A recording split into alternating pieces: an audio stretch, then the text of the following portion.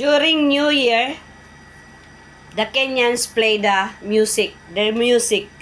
So, one Kenyan started the dancing. So, I joined with them. Just for fun. People left already and then, they go and then they start dancing.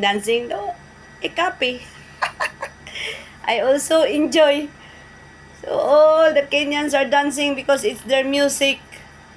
Just enjoy life. I'm not drunk, ha? Maybe you think I'm drunk? No way. By the way, for the Bisaya people, so I want to tell you that God's love is number one. What does that mean?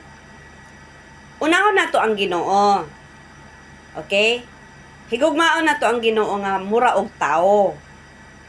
Oh, so they're dancing. Dance, dance, dance! Dance! I'm copying them. Just enjoying life.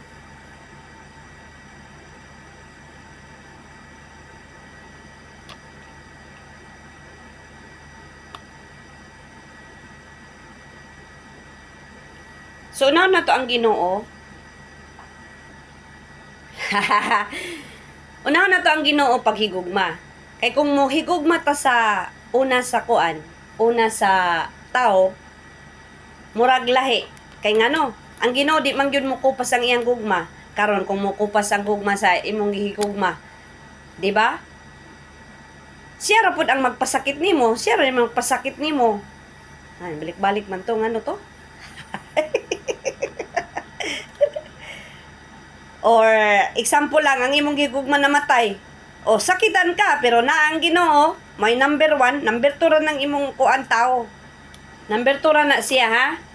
Bottom line, unahon og love si God. Ha?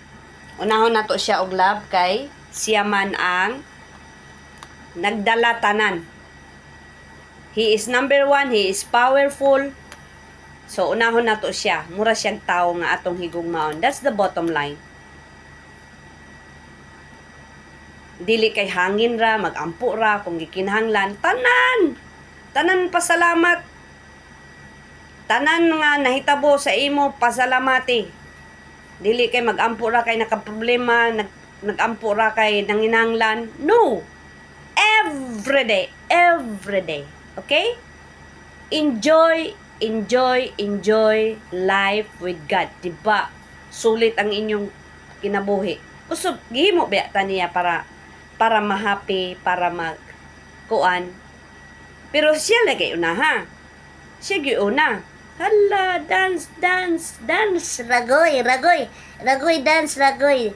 This is Samuel. Our QAQC. And then the guy at the back is Toto. Is a Filipino. The rest are Kenyans. Enjoy life! God's love is powerful.